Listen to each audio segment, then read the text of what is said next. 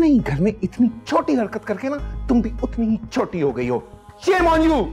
और तुम जो रात भर घर से गायब रहते हो, पता नहीं कहां और किसके साथ होते हो। बकवास बंद कर। शहरोज, बाबा मुझे बुला रहे।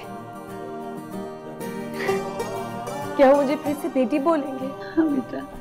आखिर में हीरो किसका? अपनी पहली मोहब्बत का, या जो बीवी उस पर जबरदस्ती मुसल्लत कर दी गई थी उसका? चलो मेरे साथ। पर कहाँ जवाद? मैंने कहा ना चलो मेरे साथ। जवाद मियां, बिटिया को इस तरह कहाँ लेकर जा रहे हैं आप? वही जो इसकी असली जगह है।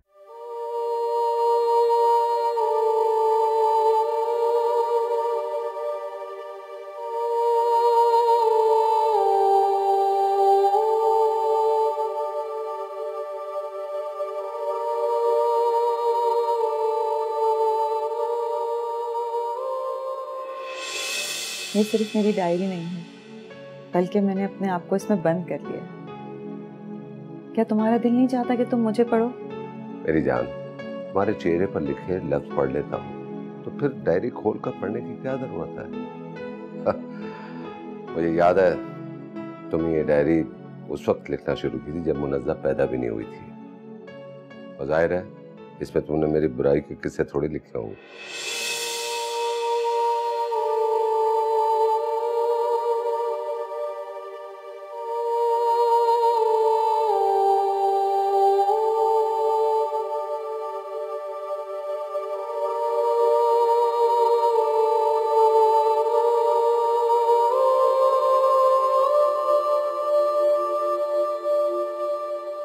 आज फैजान से मेरी शादी को पूरे 15 दिन हो गए हैं। इन 15 दिनों में मैं फैजान को जितना समझ पाई हूँ, यूं लगता है जैसे मैं इन्हें 1500 साल से जानती हूँ। फैजान एक ईमानदार, मुखलिस और सच्चे शौहर साबित हुए, मगर मैं इनकी अच्छाइयों के मुकाबले में मेरा वजूद कुछ भी नहीं। फैजान मेरी जिंदगी में आने वाले पहले मर्द नहीं थे। शायद ये बात मैं इन्हें ना बता पाऊं और खुद ना जान पाए। मेरा तो कोई दोस्त या गमख्वार भी नहीं जिससे कहकर मैं अपने दिल का बोझ हल्का कर सकूं। शायद इसलिए आज डायरी को अपना हमराज बना रही हूँ। वो आईना है जिसमें मैं अपने आप को उतार रही हूँ। मैं 8 साल की थी जब वालिदैन की एक हादसे में वफात हो गई। नानी ने मुझे पालने और पढ़ाने की तमाम जिम्मेदारियां अपने कमज़ोर कंधों पर उठा रखी थीं। जैसे तैसे करके मैंने इंटर पास किया और तालीम को जारी रखने के लिए एक मुकामी फर्म में जॉब करने लगी। उस फर्म के मार्केटिंग डिपार्टमेंट का हेड नजम मुझे पसंद करता था और पिछले 2 सालों से वो मुझसे अपनी मोहब्बत का इजहार कर करके थक चुका था। मलीहा यार, तुम बोर नहीं हो जाती काम करके? चलो, ऑफिस के साथ एक बहुत अच्छा बर्गर पॉइंट खुला है, वहां जाके लंच करते हैं। मेरा मूड नहीं हो रहा, तुम चले जाओ। तुम्हारा मूड तो हमेशा स्ट्राइक पे रहता है। जब भी मैं तुमसे लंच या डिनर की बात करता हूँ, इग्नोर कर देती हो मुझे। भरोसा करो मुझ पे, प्यार करता हूँ तुमसे।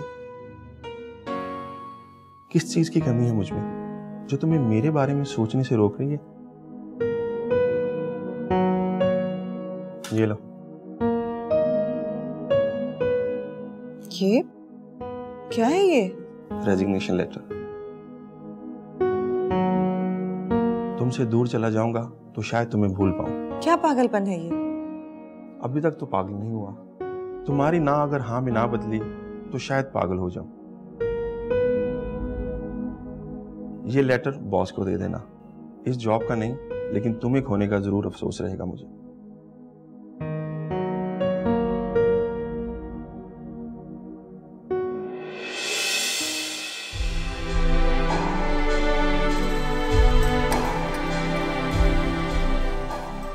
उस दिन पहली बार मुझे नजम की आंखों में सच्चाई नजर आई।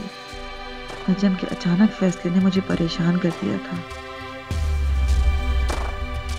जिंदगी के तकाजों में कभी कभार इंसान मजबूर हो जाता है। नजम मेरे लिए अच्छा साथी साबित होता या नहीं, ये मैं नहीं जानती थी, मगर मैं थक गई थी। अलिया, भैया बेटा, ये लड़की सुनती भी नहीं है। मलिया बेटा, मगरिब का वक्त खत्म हो गया, ईशा का वक्त शुरू हो गया, तुम अभी तक यहीं बैठी हो। उठो, मुंह हाथ धो, वजू करो, चलो ईशा की नमाज पढ़ो। उठो। जी नानो, बस उठ रही हूँ। लड़की भी बस।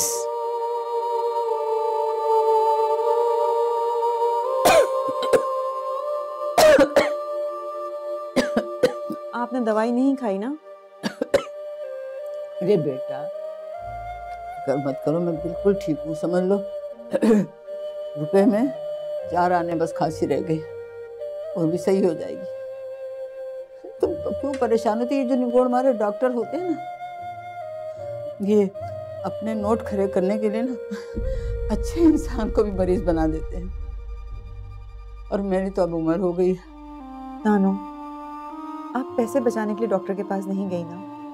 मैं कल ऑफिस से जल्दी आऊंगी और आपको खुद अपने साथ डॉक्टर के पास लेके जाऊंगी। मैं डॉक्टर के पास नहीं जाऊंगी बेटा, और ना ही मैं दवाई खाऊंगी। मैं तो मिठाई खाऊंगी तुम्हारी शादी की। बेटा, मुझ बुढ़िया पे, बीमार बुढ़िया पे तरस खा लो, शादी कर लो मेरी जान। देखो बेटा, मेरी बात मानो। मैं मानती हूँ तुम बहुत समझदार हो, लेकिन वो तो औरत ना, औरत को हमेशा सहारे की जरूरत होती है, और अकेली औरत के लिए ये माशरा गिद्ध है। गिद्ध बेटा, गिद्ध है। मुझे कोई अच्छा सा लड़का मिल जाए तो मैं अपनी बेटी को दुल्हन बनाऊंगी।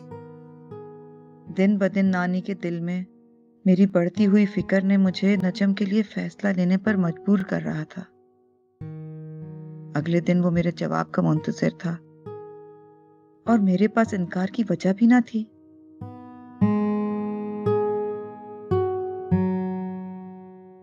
मेरी पढ़ाई पूरे होने में अभी कुछ वक्त बाकी था, इसलिए नानी की तसल्ली के लिए मुझे और नजम को मंगनी करनी पड़ी। नजम के साथ मेरी मंगनी ने जैसे नानी के दिल से हर बोझ को उतार दिया था। मेरी जिंदगी में भी बहुत कुछ बदला था। ना हवा चली थी, ना बरसात हुई थी, मगर मौसम कई ज्यादा खुशगवार हो गया था। शायद वो मौसम मेरे दिल का था।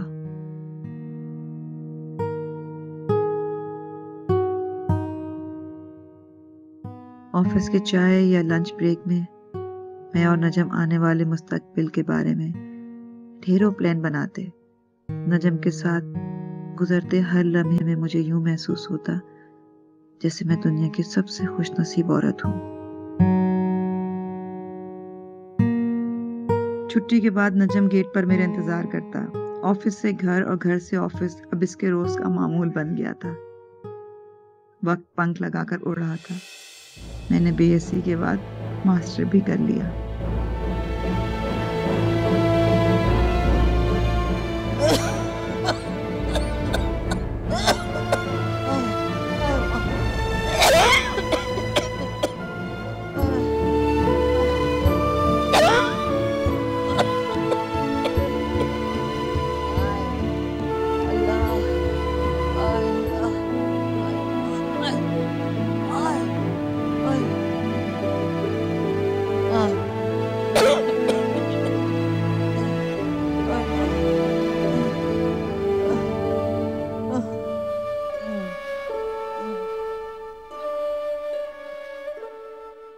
बहत्तर बरस जिंदगी का एक तवील अरसा होता है। नानी एक तजुर्बेकार खातून थी।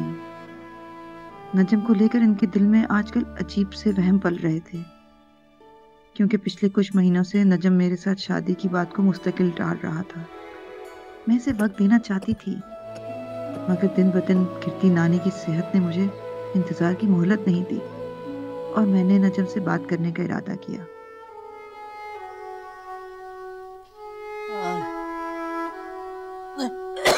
आय माँ, आय माँ, या अल्लाह रहम कर। मेरा बच्चा।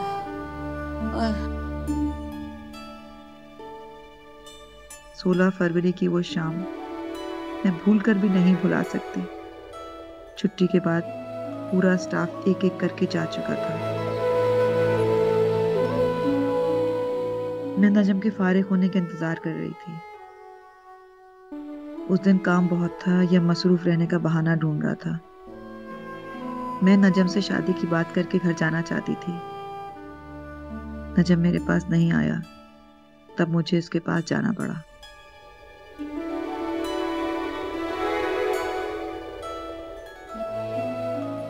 नजम चलें, बहुत लेट हो गए हैं। थोड़ा सा काम निपटा लो, फिर साथ में चलते हैं। तुम्हारा इंतजार करते करते ऑलरेडी मैं इतनी लेट हो गई हूँ। नानी घर पे इंतजार कर रही होंगी। तुम मेरी मंगेतर हो, जब मैं तुम्हारे साथ हूँ तो किस चीज की बेतबारी है। साथ में ऑफिस आए थे, वापस भी साथ ही जाएंगे। मैं कॉफी लेकर आता हूँ, तुम बैठो। नजम मुझे बिठाकर कॉफी लेने चला गया और मैं वहां बैठी जाने कितनी देर तक इसका इंतजार करती रही। अब मुझे घुटन महसूस होने लगी थी। रूम में ऑक्सीजन कम थी या मेरा दम घुट रहा था। इतना तो मैं जान गई थी कि अब मेरे और नजम के सिवा ऑफिस में कोई ना था। अब मैं मजीद वहां रुकना नहीं चाहती थी। Coffee please. नजम बहुत लेट हो गए, कॉफी बाद में पी लेंगे। कॉफी पी लो, फिर साथ में चलते हैं। नहीं, घर चलते हैं। वैसे तुम आज पहले से ज्यादा खूबसूरत लग रही हो। क्यों ना हम आज ऑफिस में रुक जाए?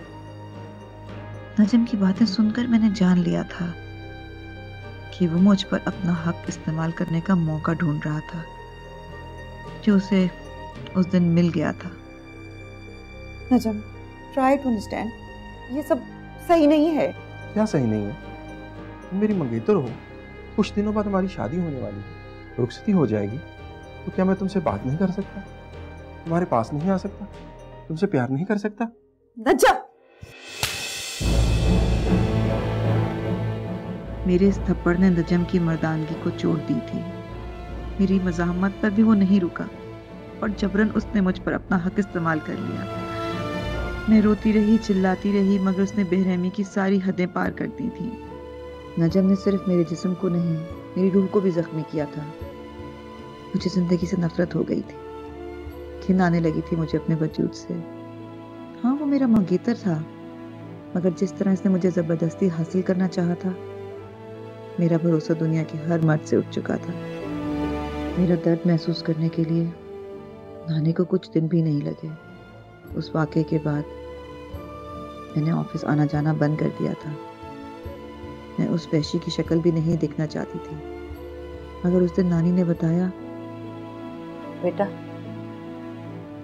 मैंने नजम को तुम्हारी रुखसती की बात करने के लिए बुलाया। उठो, अपना हुलिया दुरुस्त कर लो।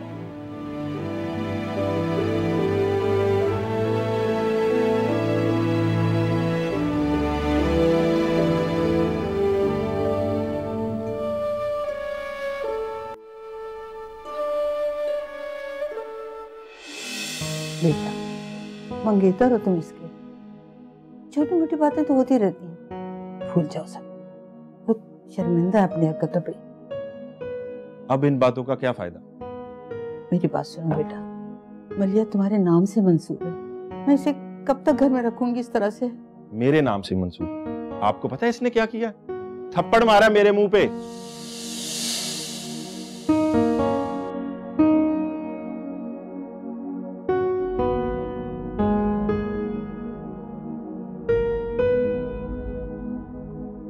मैं बता रही ना बेटा, जो वो शर्मिंदा है वो तुमसे। देखो, इससे कहें कि मेरे पैरों पे गिरकर माफी मांगे मुझसे। मैं कह रही हूँ बेटा, माफी क्या मांगे, वो तुमसे तो इतनी शर्मिंदा है। जब तक ये मुझसे माफी नहीं मांगती, मैं इससे शादी नहीं करूंगा। तुमसे शादी करने से बेहतर है कि मैं अकेले ही रहूं। ठीक है, अकेली रहो तुम, मैं ये रिश्ता खत्म करके जा रहा हूं।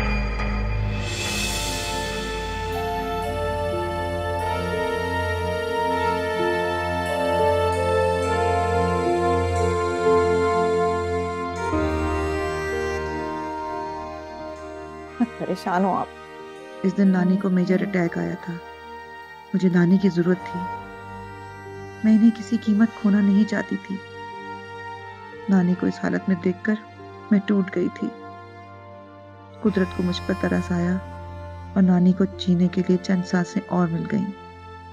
बीजान को न जाने मुझ में क्या नजर आया कि उन्होंने नानी से इस दौरान मिलकर फैजान से मेरी शादी की बात कर डाली और मैंने नानी की आखिरी ख्वाहिश पर मजबूर होकर एक बार फिर अपनी जिंदगी एक मर्द को सौंप दी थी। मगर शादी की रात ही नानी के इंतकाल की खबर आई और मेरे फैजान के साथ अज़वाजी ताल्लुक हालात के नज़र हो गया। नानी के गुजरने के बाद मैं उदास रहने लगी। फैजान ने मुझे बहुत समझाया, मुझे हिम्मत दी। हालांकि नजम से एतबार टूटने के बाद मेरे लिए इतनी जल्दी दूसरे मर्द को कबूल करना बहुत मुश्किल था। बीजान की शफकत और मोहब्बत ने नानी का खला पुर कर दिया था। उन्होंने मुझे और फैजान को हनीमून के लिए स्विट्जरलैंड भेज दिया। मगर किस्मत की सितम ज़रीफी, अचानक एयरपोर्ट से निकलते ही हमारी गाड़ी का एक्सीडेंट हो गया। इस हादसे में डॉक्टर्स ने बताया कि फैजान नॉर्मल लाइफ तो जी सकते हैं मगर कभी बाप नहीं बन सकते। मुकम्मल मर्द वो थे जो मुकम्मल इंसान होता है और फैजान मुकम्मल थे। हनीमून से लौटने के बाद भी मैंने ये सच फैजान को नहीं पता चलने दिया। ताहयात खाली गोद लेकर एहसास के बावजूद भी मैं फैजान के साथ खुश थी क्योंकि इन्होंने मेरा एतबार लौटाया था। दिन रात की मेरी अजीब सी कैफियत ने बीजान को परेशान कर दिया था। मुझे डॉक्टर के पास ले गई और मुझ पर इंकशाफ हुआ कि मैं माँ बनने वाली हूँ। माँ बनने के अमल पर एक औरत खुश होती है, मगर मैं उस दिन बहुत रोई क्योंकि ये बच्चा फैजान का नहीं था। नजम के दिए जख्म मेरी जिंदगी में फिर ताज़ा हो गए। मैं उसकी हर याद को खुद से नोच कर फेंक देना चाहती थी, मगर बीजान की खुशी और फैजान की बेसब्री ने मुझे ये हकीकत बताने से रोक दिया। मैं मुनीजा को जन्म देना नहीं चाहती थी, मगर मैं कानून कुदरत को कैसे इनकार कर सकती थी। उसे दुनिया में आना ही था, लेकिन मेरी कोख से क्यों? मैं खुद से ये सवाल कर करके थक गई थी। फैजान बहुत नेक थे, मगर खोट मेरी नीयत में भी नहीं था। वो मेरे शौहर थे, मगर मुनीजा के बाप न थे। ये बात मैं उन्हें कैसे समझाती? मुनीजा को पाकर फैजान और बीजान की खुशी का कोई ठिकाना न था। वक्त के साथ साथ फैजान मुनीजा के लिए हसास होते चले गए। वो मुनीजा की खुशी के लिए जीने लगे थे। इतना लाड, इतना प्यार। अब वो सुनाओ जो तुम्हारी फेवरेट पोएम है। Twinkle, twinkle, little star, how I wonder what you are. इतनी मोहब्बत देखकर मैं इन्हें कैसे इतना बड़ा दर्द देती। फिर भी कई तरीकों से मैंने फैजान को मुनीजा का सच बताने की कोशिश की। कभी डायरी इनके बिस्तर पर छोड़ देती थी, तो कभी स्टडी में किताबों के बीच में ही डायरी रख देती थी। कुदरत इनके जज्बात से खेल रही थी या मेरा इम्तिहान ले रही थी, ये समझ पाना मुश्किल था। अब जब बुढ़ापा मेरे वजूद को दस्तक दे रहा है, तो दिल चाहता है फैजान मेरा दर्द बांट लें। ये राज इस सांप की तरह है जो मेरे गले में पड़ा हर पल मुझे डसता है। आखिरी सांस लेने से पहले शायद इस एहसास जुर्म से मुझे आज़ादी मिल जाए। मुझे यकीन है फैजान को जब मेरी बेगुनाही के बारे में पता चलेगा, वो मुनीजा बेटी को बेटी कहकर ज़रूर गले लगाएंगे और शायद इस दिन मैं भी मुनीजा को बेटी मानकर कबूल कर पाऊँ।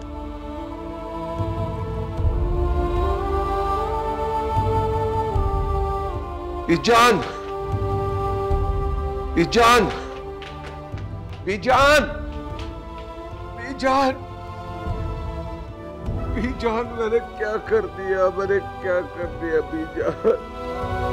उसने मेरी इतनी बड़ी ख्वाबी कबूल कर ली और मैं उसका ऐब नहीं छुपा सका।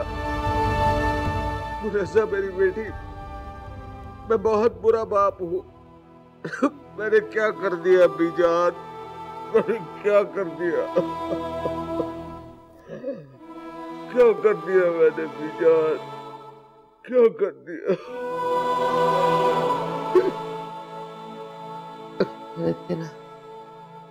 मेरा बच्चा ठीक हो गया, मेरा बच्चा ठीक हो गया। तेरा शुक्र।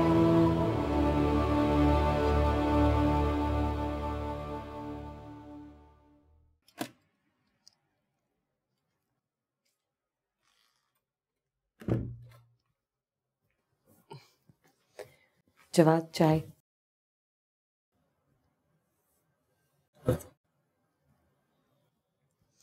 अच्छा जवाद, मैंने आपसे कुछ कहना है, बल्कि मुझे आपको कुछ बताना है।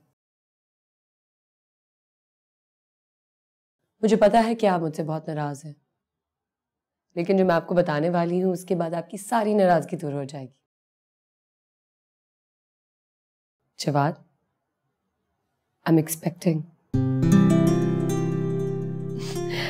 अभी तक हमारे बच्चे के लिए मैंने कोई शॉपिंग भी नहीं की। मैंने सोचा कि ये शॉपिंग हम साथ करेंगे, लेकिन जवाद,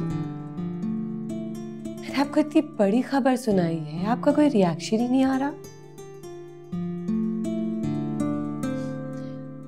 अच्छा ठीक है, आप कल मेरे साथ डॉक्टर के पास चलिएगा, तभी आपको यकीन आएगा कि मैं सच बोल रही हूँ, है ना?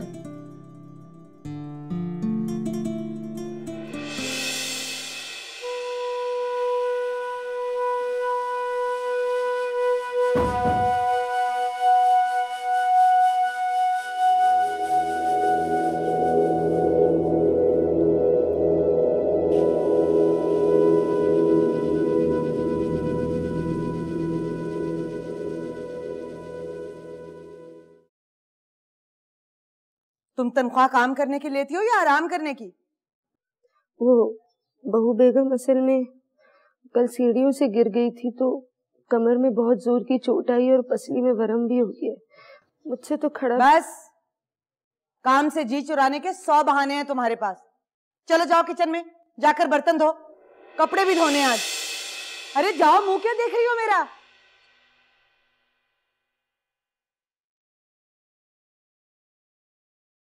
कहाँ जा रही हो? वो असल में बहू बेगम ने कहा था कि बर्तन धोने हैं और कपड़े भी धोने हैं, तो उसी लिए जा रही थी। तुम्हारी तो इतनी तबीयत खराब थी, मैंने तुम्हें कहा था ना कि आराम कर लो। अच्छा तुम ऐसा करो कि मैं तुम्हारे लिए पैसे लेकर आती हूँ, तुम दवाई ले आओ अपने लिए, बाकी मैं सब संभाल लूंगी, ठीक है? आप बहुत अच्छी हैं जी, मुझे माफ कर दीजिए। कैसी बातें कर रही हो? माफी किस बात की? आप नहीं जानती, मैं इतनी अच्छी नहीं कि आपकी हमदर्दी हासिल कर सकूं। क्यों? हमदर्दी सिर्फ अच्छे इंसानों से की जाती है। तुम जैसी भी हो, सबसे पहले एक इंसान हो, और दर्द दर्द होता है, अपना या पराया नहीं। तुम यहाँ पे ठहरो, मैं तुम्हारे लिए पैसे लेकर आती हूँ।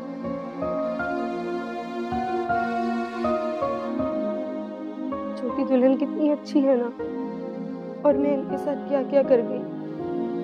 या खुदा, मुझे माफ कर देना।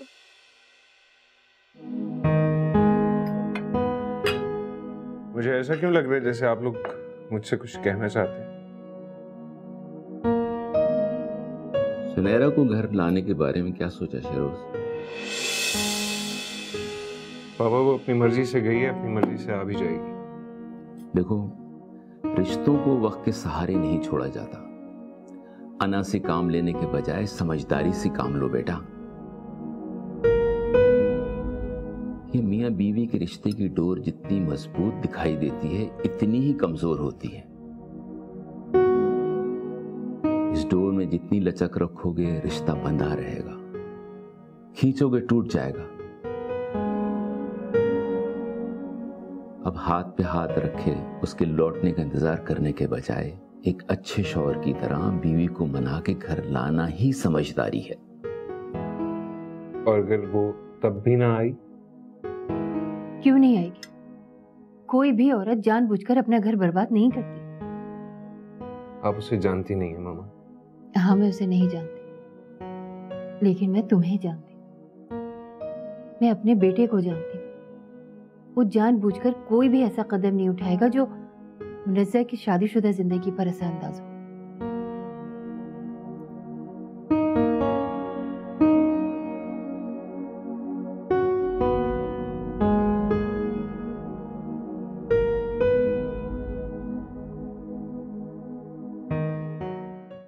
खाला अम्मी, खाला अम्मी।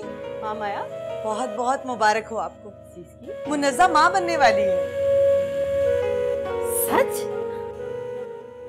माया तुम सच कह रही हो? अल्लाह की कसम मैं बिल्कुल सच कह रही हूँ खाला अम्मी। या अल्लाह तेरा लाख लाख शुक्र है, मुझे तो यकीन ही नहीं आ रहा। देखा, उस मालिक के घर में देर है पर अंधेर नहीं। या अल्लाह तेरा लाख लाख शुक्र है। तो फिर हम यहाँ खड़े क्या कर रहे हैं? मिठाइयाँ मंगवाओ, ड्राइवर से कहो जाके मिठाइयाँ लेकर आए, शादियाने बजवाओ, खुशियाँ मनाओ। मुनज़्ज़ा, 1 मिनट खाला अम्मी, कहाँ जा रही हैं आप? मुनज़्ज़ा, मैंने कहा मुनज़्ज़ा माँ बनने वाली है, ये नहीं कहा कि जवाद बाप बनने वाले हैं।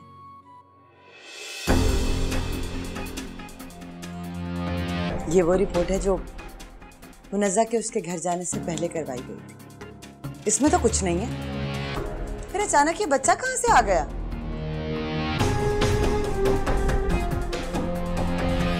मुनज़्ज़ा 2 महीने अपने मैके रहकर आई है, न जाने ये गुनाह किसका है।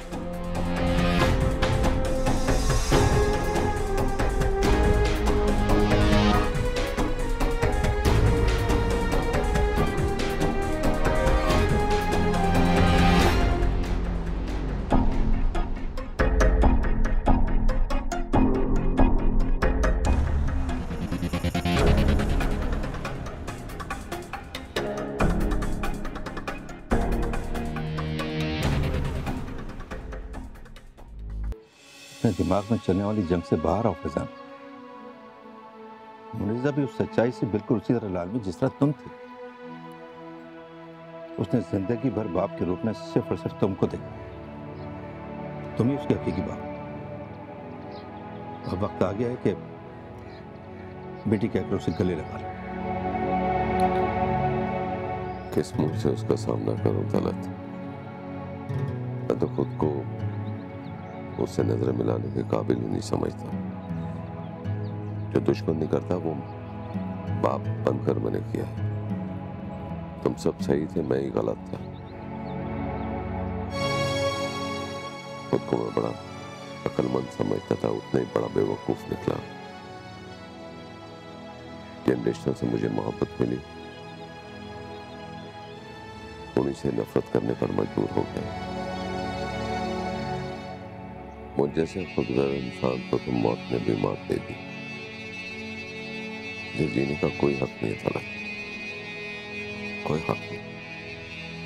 बस कर दे मेरे यार, बस कर। अरे यहाँ सब अपने अपने हिस्से की सजा काट चुके हैं। जिस तरह हर रात के बाद सवेरा होता है, ठीक उसी तरह हर खुशी के बाद गम और हर गम के बाद खुशी। मुनज़्ज़ा के दिल में तुम्हारे लिए इतना प्यार है कि अगर तुम एक दफा उसे बेटी कहकर गले लगा लोगे ना, वो सारे गिले शिकवे भूल जाएगी मेरे दोस्त।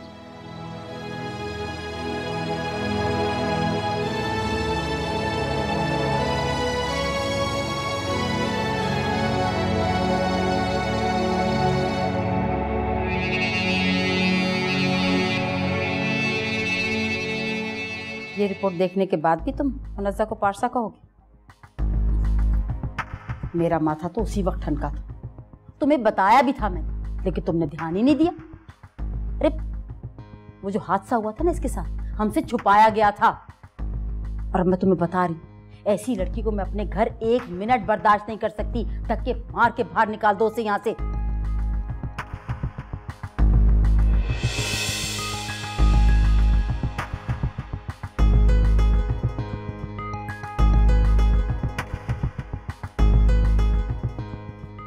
क्या हुआ? आप लोग ऐसे क्यों देख रहे हैं मुझे? तुम क्या समझती हो, तुम गुल खिला के आई हो, तुम्हारे पे फूल बरसाए जाएं? हमारी आंखों में जो धूल झोंकी है ना तुमने, तुम क्या समझती हो तुम्हारी हर बात ठीक है? नहीं, आप क्या के? और तुम इस बच्चे को जवाद की औलाद कहोगी?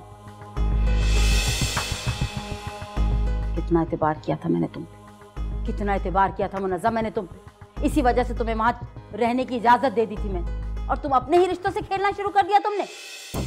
तुमने क्या समझा? तुम जो कहोगी हम वो मान लेंगे। हाँ, क्योंकि यही सच है।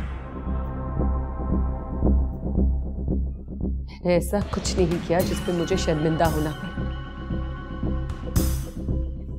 यहाँ इल्जाम लगाने से पहले आपने सोचा तो होता।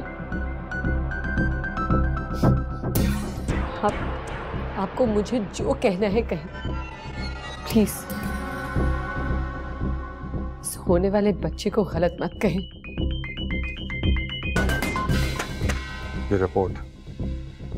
ये रिपोर्ट तुमने माया के साथ अपने घर जाने से पहले करवाई थी। तो क्या ये रिपोर्ट झूठी है? झूठी है ये रिपोर्ट? इसके बाद भी तुम्हें अपनी सफाई में कुछ कहना है? दफा हो जाओ यहां से, दफा हो जाओ। मैं नहीं जानती ये रिपोर्ट। मुझे नहीं पता कि सच क्या है झूठ क्या। जवाद, ये बच्चा आपका है, हमारा है। प्लीज, खुदा के अलावा मेरा और कोई गवाह नहीं। प्लीज जवाद, प्लीज मेरा यकीन करे जवाद। अपने ये छोटे आंसू बंद करो। सुना नहीं जवाद ने क्या कहा है? चलो निकलो इस घर से, दफा हो जाओ यहां से।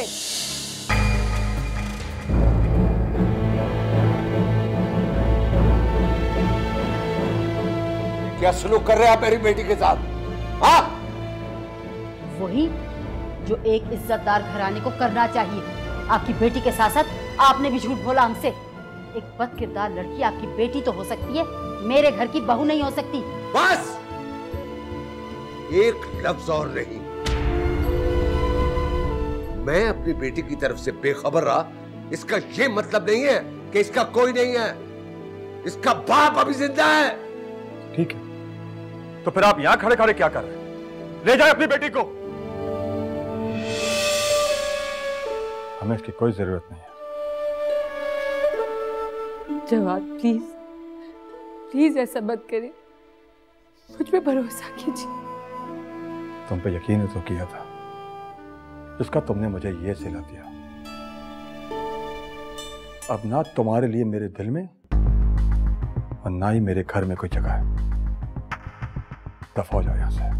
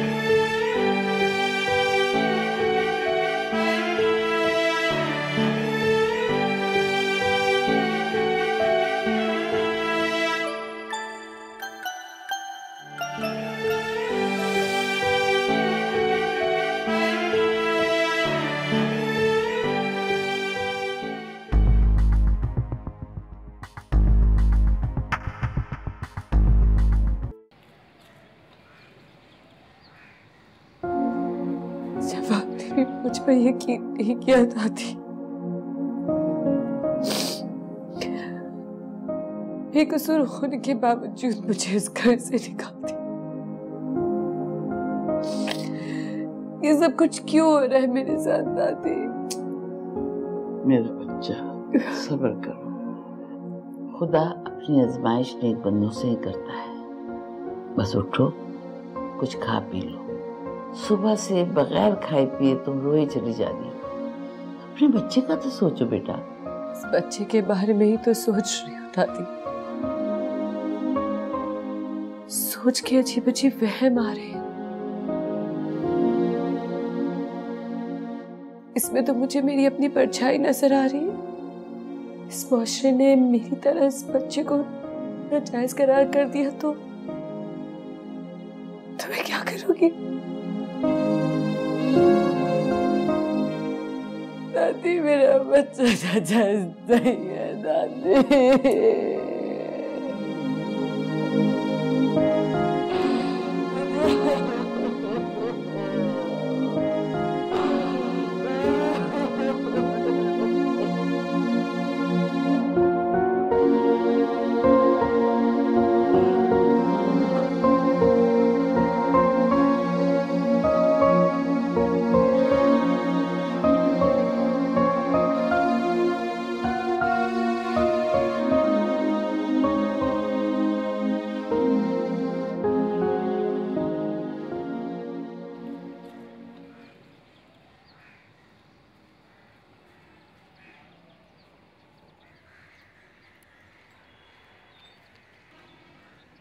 मुनज़्ज़ा की हकीकत जान लेने के बावजूद भी तुम उसके बारे में सोच रहे हो?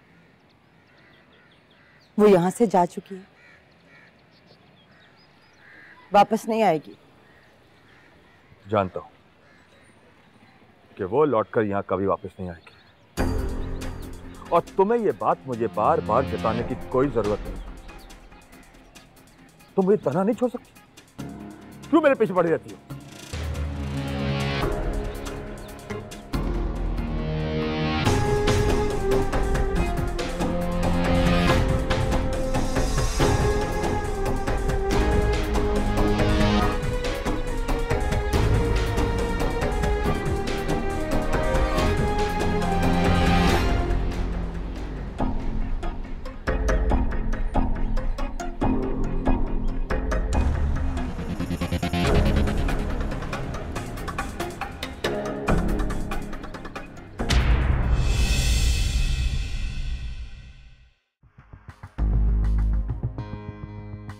क्या हुआ?